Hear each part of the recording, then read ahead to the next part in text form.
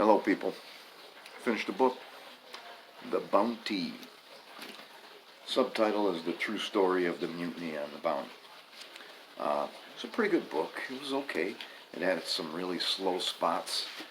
They really went into, and when I say they, it's obviously not they, it's an author. The author went into the genealogy and the pedigree of Fletcher Christian for page after page, and I found that boring. They also really covered the trial of the semi-mutineers, the men that got off the bounty after Fletcher Christian took it back to Tahiti, the men that did not want to continue with him, some of whom were mutineers, some of whom weren't. Some of them would have liked to have got onto the launch with Bligh, and were not able to because it was kind of overcrowded at that time. 3 of them were hung at that trial, at the conclusion of that trial. Anyway, so let's get into my notes. I got kind of a lot of notes here. This book was published in 2003. It's 410 pages, and this takes place in the late 1700s. I believe the mutiny itself is 1789. So that's the historical backdrop of these events. England soon goes to war with France. They have a war with the Dutch. Most of the people involved in this die in the early 1800s. This author, Caroline Alexander, also wrote The Endurance, which is a fairly recent book that came out. My son bought me that book for my birthday, 4 years ago, 5 years ago. And it's probably the only book that I've ever read cover to cover in one day. That book was fantastic. This book, I'd give it an 8 or something. This is the only really weird part of the whole book, this glaring mistake. And my note here is second page of author's notes. Author's notes.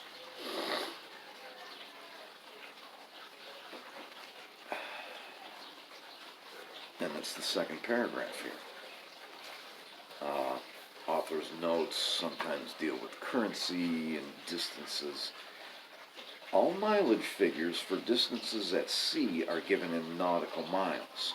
A nautical mile consisted at the time of 6,116 feet, or 1 degree of latitude. That's incorrect. It is 1 minute of latitude. A degree of latitude is quite a bit more. I thought it was 66 miles, a degree of latitude, but I Googled it after I read this, and it's 69 miles, a degree of latitude. So I can't believe that this wasn't discovered. I've got a poodle here that's whining to get back in the house, and I think that the poodle's going to be a little distracting, so I'm going to let this animal back in the house. All right.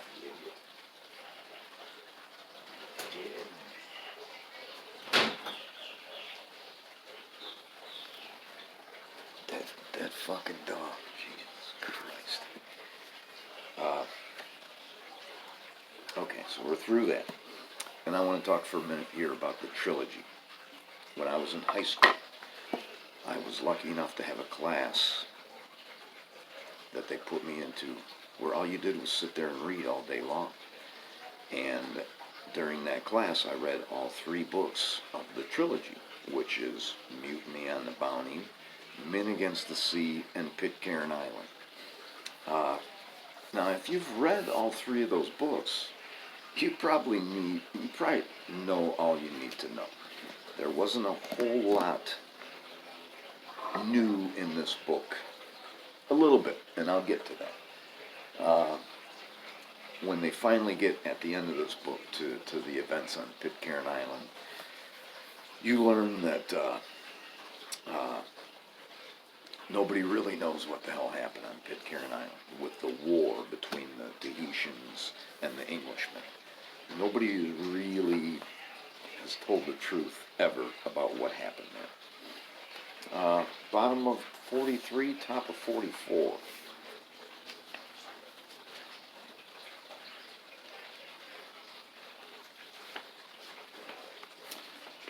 Bligh first appears in naval records in 1762 as a captain's servant on the Monmouth, when he would have been all of 7 years old. This should not to be taken to mean that young William had actually gone to sea. More likely he had been entered on the books of an accommodating captain. This well-established, if strictly improper, tradition enabled a captain to draw extra rations and the child to enjoy some early friendly patronage and sea time. Widespread as the practice was, it was only extended to families with some degree of interest or influential connections.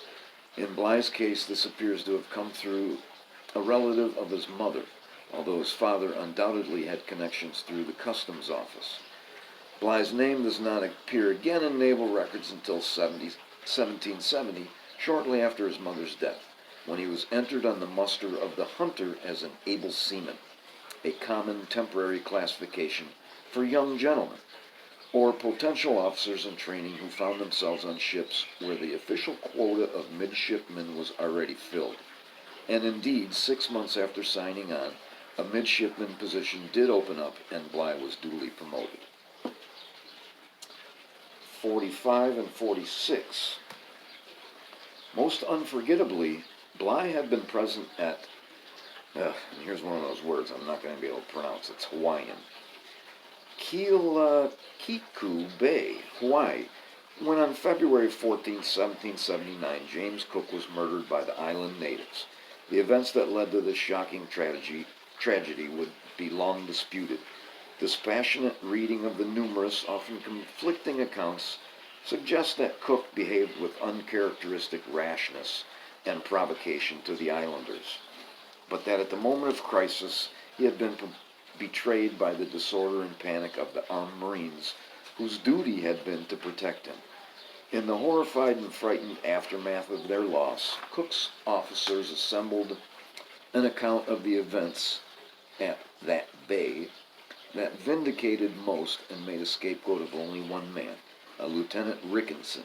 Some years later, William Bligh would record his disgust with this closing of the ranks in marginal annotations made in a copy of the official publication of the voyage.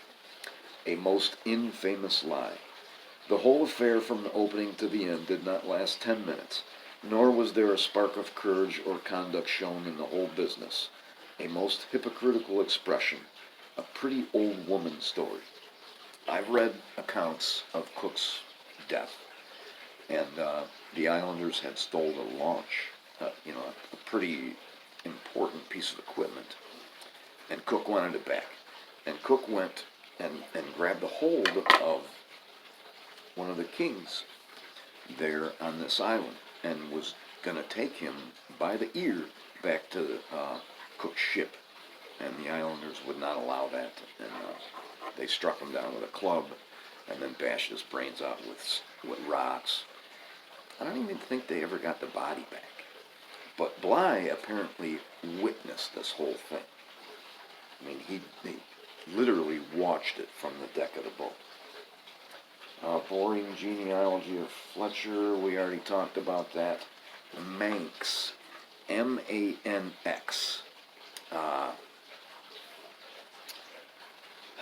This author threw in some words like that, and after I read Manx a few times, I had to Google it to see what it was.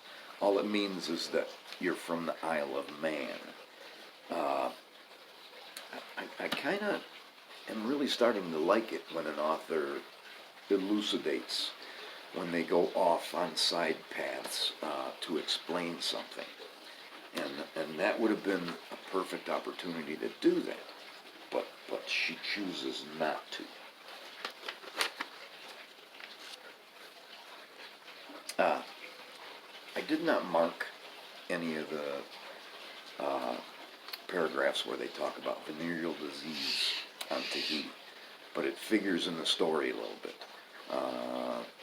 They did not have venereal disease. The English and the French argue about who it was that brought it to the island. They talk about the drunken doctor aboard the Bounty treating men for the venereals. And the author does not even bother to explain what the treatment would have been at that time. I don't think you could treat it at that time. I think whatever they did probably even made it worse or gave you other health problems. And then I have second paragraph 229, and I have friars' testimony written there. And this is at the trial. Friar went with Bligh in the launch, so he was not on trial. Coleman and Norman were standing at the gangway crying all this time, after they were offered not to go into the boat, and Mackintosh was standing there also, and would have wished to come into the boat, and Byrne was in the cutter all the time crying. Why he was in the cutter was never answered. It appears the fiddler had simply got into the wrong boat. From the ship, John Sumner yelled at Cole to hand up his boatswain's call or whistle. And the fiddler, or Byrne, was blind. He wanted to go with Bligh, and he got into the wrong boat and just sat there like an idiot. Byrne lives for a little while. He gets back to England. And, fourth paragraph, page 300.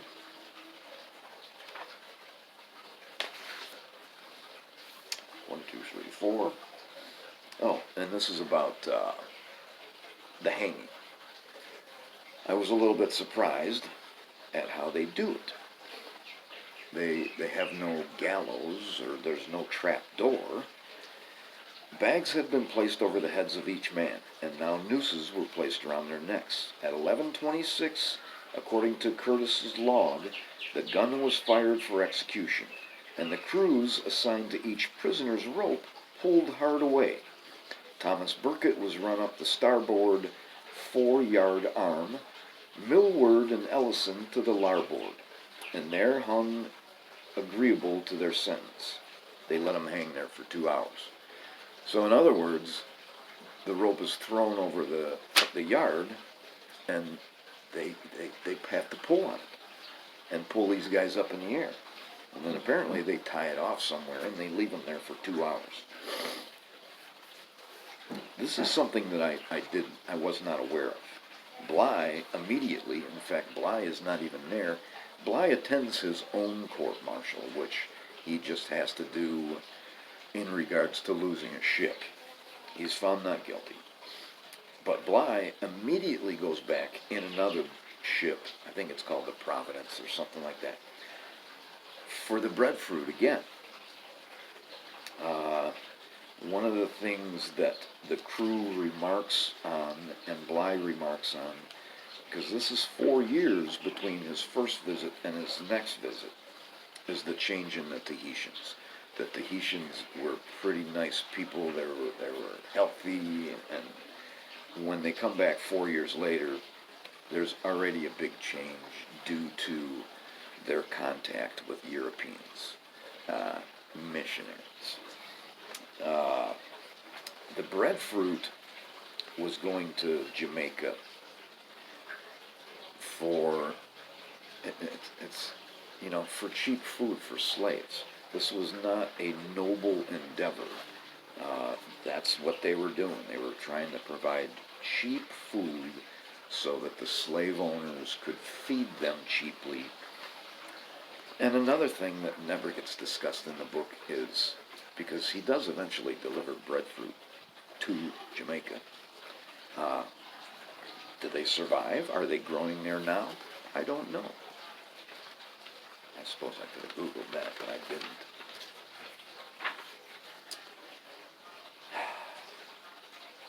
In the beginning, after Bligh's own court-martial, and after the trial of the semi-mutineers, public opinion is squarely on the side of Bligh. But some of these guys, Haywood especially, have influential friends. And one of them is Wordsworth, the poet. And they work behind the scenes to change public opinion. Bligh goes on for a long time in his naval career. He doesn't get promoted right away, but he ends up being promoted. He ends up commanding ships, an 80-gun ship. He's commended for his actions in battle. But the opinion of Bligh changes. And it's mostly due to things that are not altogether true. And you can see that that opinion has stuck with the public with all the movies that come out now. And my last note here, I'm missing some notes. I don't know what the hell happened to them. But my last note is cats. When the Bounty leaves England, it's got a very small crew, 39 people. And they don't allow a ship's cat or a dog or any pets, which is a little bit unusual. One time mention is made here of the Tahitians owning cats, and like a cat going to Pitcairn Island with Christian. I can't remember exactly what it was in regards to, but I was trying to Google that and figure out where the fuck did the Tahitians get cats from? How long were cats there? Cats are not good on an island. They're not good for the local wildlife. I couldn't find anything, so I don't know. I find the ship's pets to be an interesting thing. Thanks for watching.